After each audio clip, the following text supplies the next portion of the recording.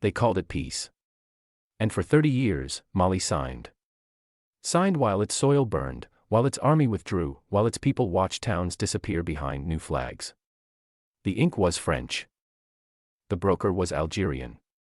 And the price was sovereignty. They said it was a breakthrough. But every time the paper crinkled under a foreign seal, the North fractured a little more. The 1991 Tamanrasset Accord. The 1992 National Pact. The 2006 Algiers Deal. The 2015 Accord of Hope.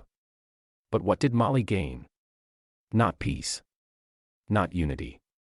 Not strength. Instead, it inherited ghost towns run by armed groups and promises that arrived with silence. Until now. Because when President Goïta stood before the nation and said, "No more mediation. No more imported solutions," he did not just reject a proposal. He rejected a script. A ritual. A lie. And for the first time in decades, the map began to burn, not in violence, but in clarity. If you followed this far, stay with us. Because this isn't just another refusal. It's the unmasking of a decades-long illusion. On July 21, 2025, Algerian President Abdelmadjid Tebboune offered to mediate the Malian conflict. His condition: Bamako had to formally request and exclude all foreign fighters near the Algerian border. Mali refused. 2 days later, the government unveiled its own peace plan. A charter written by Malians, for Malians. No outside brokers. No imported guarantees. In that moment, President Goïta delivered 5 words that echoed across the Sahel. No more foreign interventions. No more mediation from Algiers. And just like that, a 30-year cycle ended. If the media missed it, Malians didn't. They understood what was being buried, not just a treaty, but a dependency. The map was shifting. And this time, Mali had the pen. They called it peace. But in Mali, peace came with fine print. And every clause was written in a language the people didn't speak. In 1991, it was Tamanrasset. In 1992, the National Pact. In 2006, the Algiers Agreement. And in 2015, the Accord for Peace and Reconciliation, again signed in Algiers. 4 accords. 4 cycles. And each one promised the same thing: dialogue, development, disarmament. But what Mali received was different. Not peace. Not stability. Not even quiet. What Mali received was a formula. One that transferred power from the state to armed actors. One that silenced the army and empowered the factions. One that drew maps in French ink, but left the borders bleeding. They said it was a model of mediation. But the people knew it as the ritual of retreat. When the first agreement was signed in Tamanrasset, it gave Tuareg fighters de facto autonomy in the north. The second turned them into development partners. The third froze the military's advance. And the fourth? The 2015 Algiers Accord. That one handed the rebels a microphone and told Bamako to listen. The world clapped. The UN praised. Algeria posed. And Mali hemorrhaged. Because in the name of inclusivity, the state was told to stay back. In the name of reconciliation, the army was told to stand down. And in the name of neutrality, Algeria facilitated negotiations while holding its own stakes across the border. Behind the scenes, rebel groups became actors. Arms crossed from the south of Algeria. Satellite phones buzzed in the desert. And entire towns, like Kidal, Menaka, and Tinzaouaten, slipped quietly from state control. The people called it peace without government. A ghost deal. A hollow pact. Where schools closed, roads vanished, and foreign NGOs built tents in place of institutions. For nearly a decade, the military was blamed for failure. But how could it succeed with its hands tied? Then came 2022.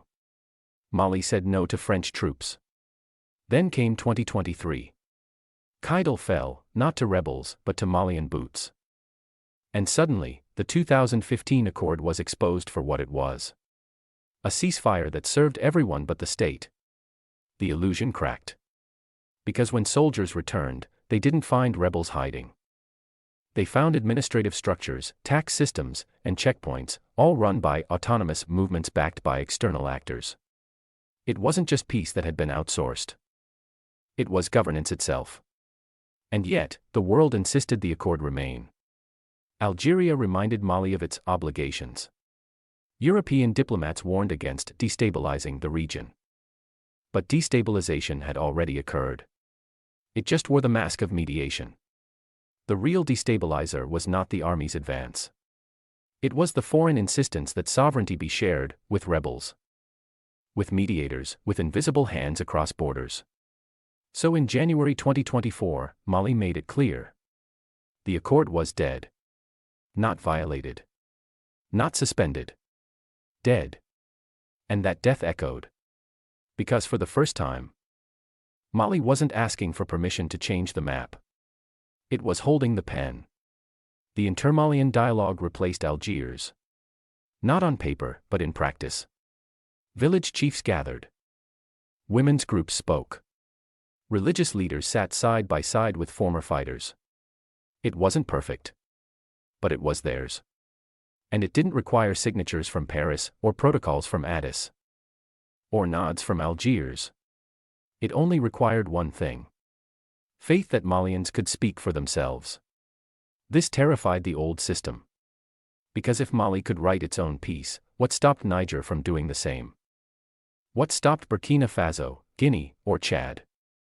The accord wasn't just a treaty. It was a template.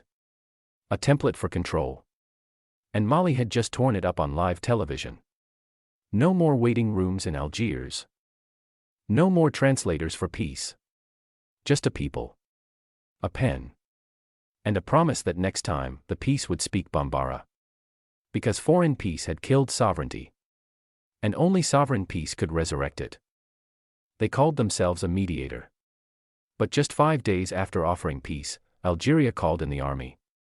On July 21, 2025, President Abdelmadjid Tebboune stood behind a podium and extended a diplomatic hand to Mali.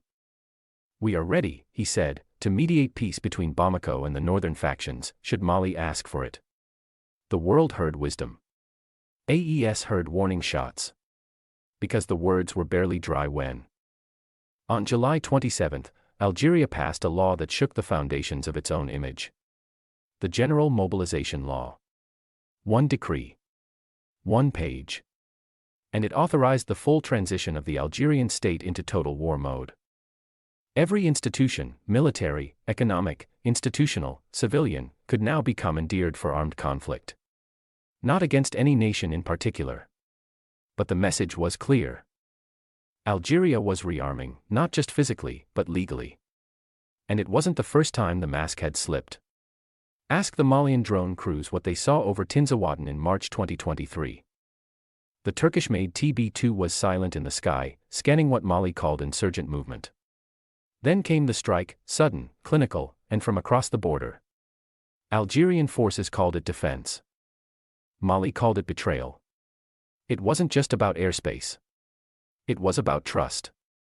Because for years, Algeria had positioned itself as the grown-up in the room, the adult mediator in the Sahel.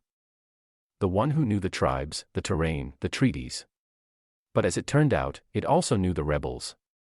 Tuareg factions long sheltered in southern Algeria. Arms routes that flowed like veins into Kidal. Phones that rang in Algiers and echoed in Azawad. For decades, Algeria played both dealer and dealer's advocate. It shuttled rebel leaders to talks. It gave them protection under the banner of neutrality.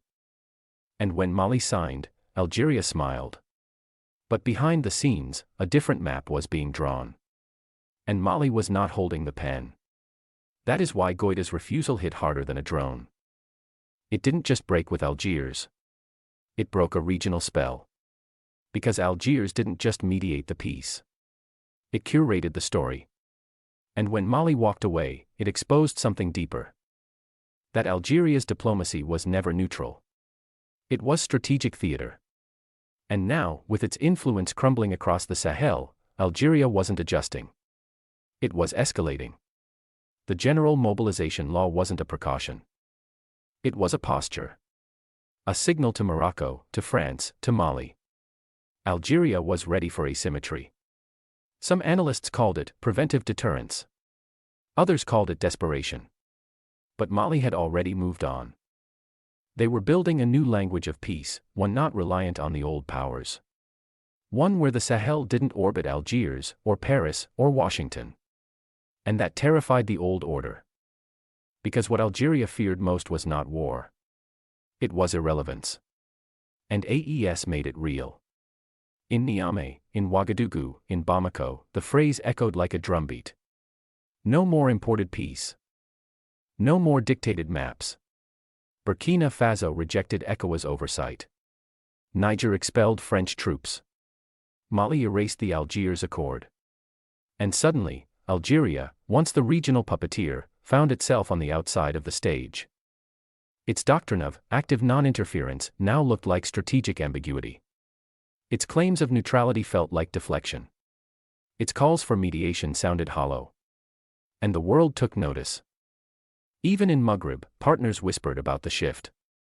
Morocco, locked in rivalry with Algeria, tightened its Atlantic ties. Israel and the US courted Rabat. And the regional game board turned. Now Algeria stood at a crossroads. It could reform or rearm. It chose the latter. The General Mobilization Law codified the pivot. Not just as a military maneuver, but as a message. We may have lost the center, but we'll fortify the edge. And in doing so, Algeria revealed its double game. It was no longer the honest broker. It was a cornered power preparing for scenarios it no longer controlled. It called it sovereignty. But to Mali, it looked like projection. A last-ditch effort to preserve the illusion of influence. And illusions don't last long in the Sahel. Because sovereignty here is not measured by declarations. It's measured in border patrols, in community dialogues, in the ability to say no without consequence. And Mali had said no. Loudly. Publicly. Irrevocably. Algeria's double game wasn't just exposed. It was rejected. The Sahel had moved on. And now, the only question that remained was this. Would Algeria keep speaking peace while loading its weapons? Or would it realize, too late, that the Sahel no longer spoke its language? If this sounds familiar to you, if you've seen powers play both sides for too long, then let your voice join this conversation. Because real peace begins when masks fall. And in the Sahel, the unmasking has begun. They thought Mali couldn't speak for itself. That peace could only arrive through foreign mouths, foreign pens, foreign agendas. But they were wrong. Because after 30 years of waiting in the lobbies of Algiers, Mali decided to come home. Not just geographically, but spiritually. It lit the fire. Not in a capital, but in a village. It started in circles. Circles drawn in red dust. Under baobab trees. Around cooking fires, beneath corrugated tin roofs. No microphones. No foreign observers. Just voices. Malian voices. Elders who remembered the first rebellion. Imams who buried victims. Widows who lost husbands in ambushes. Youth who had joined militias, not for belief, but for bread. And suddenly, dialogue didn't need translation. Because everyone in the circle understood the cost of silence. This was the inter-Malian dialogue. A process born not from treaties, but necessity. Not from deadlines, but pain. No foreign moderator. No Geneva roadmap. No UN oversight. Just one goal. To bring the war back into the hands of the wounded. It was radical. Not because it was new. But because it was ancient. In Mali, truth has always lived in the courtyard. Justice walked barefoot. Not in bulletproof convoys. And reconciliation did not arrive in press releases. It arrived in forgiveness, in shared meals, in long pauses between sentences. So when the government announced the National Charter for Peace and Reconciliation, it wasn't an announcement. It was a mirror. It reflected what was already happening on the ground. A country trying to repair itself, without waiting for applause. Mayors were replaced with mediators. Soldiers were asked to guard, not guide. Religious councils reviewed testimony. And perpetrators weren't just punished. They were brought face to face with the people they had harmed. Sometimes it ended in handshakes. Sometimes in silence. But always in truth. This terrified the old order. Because what they feared most wasn't instability. It was independence. Independence of thought. Of memory. Of narrative. Because for decades, the Sahel had been defined by others. It was a region of crisis. Of terrorism. Of fragile states. But what if it was simply unfinished? What if the conflict wasn't ethnic, or tribal, or religious? But manufactured, prolonged, and mislabeled. The Intermalian dialogue challenged that. It said, "No, this isn't a civil war. It's a legacy war, engineered by those who never had to bleed." In the village of Bankas, former Dogon hunters sat beside Fulani herders, groups who once fired on each other without warning. Now they traded stories. Not accusations. In the north, women who fled CMA zones returned, not to reclaim land, but to reclaim space in the conversation. In Timbuktu, a young Tuaregman testified about smuggling arms. Not to glorify, but to explain. To say, this is what happens when the state leaves.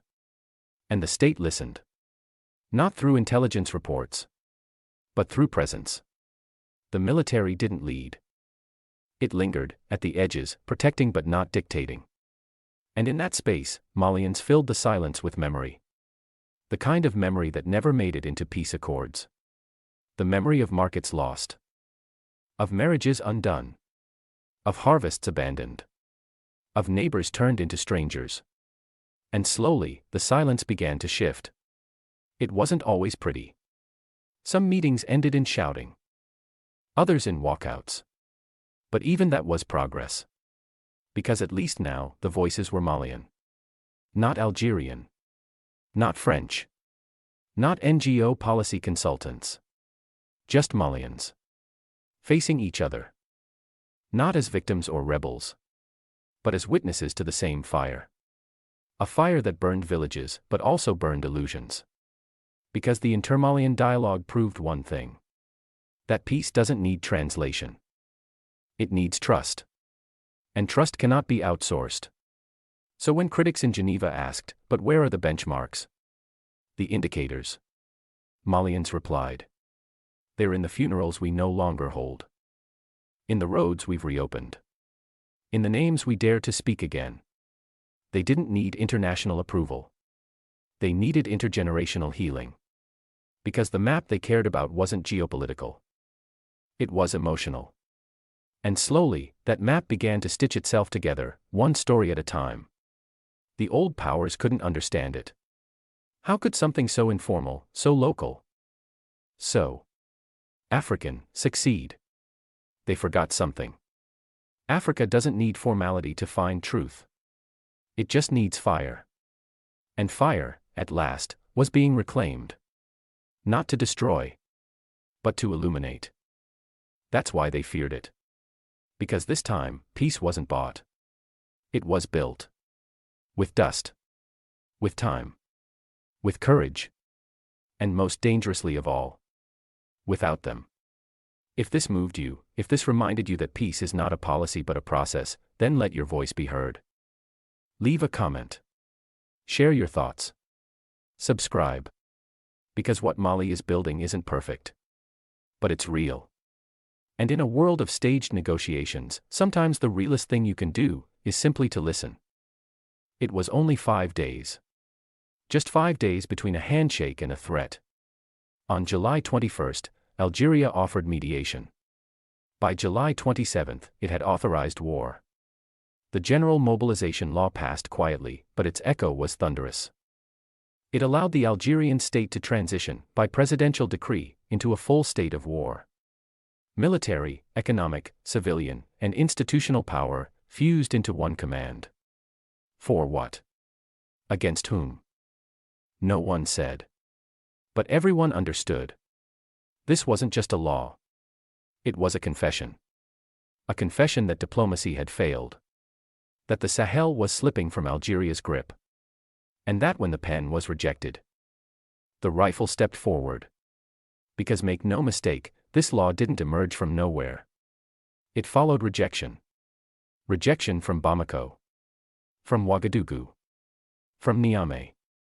For decades, Algeria had been the regional notary, stamping deals, arranging talks, playing the sage.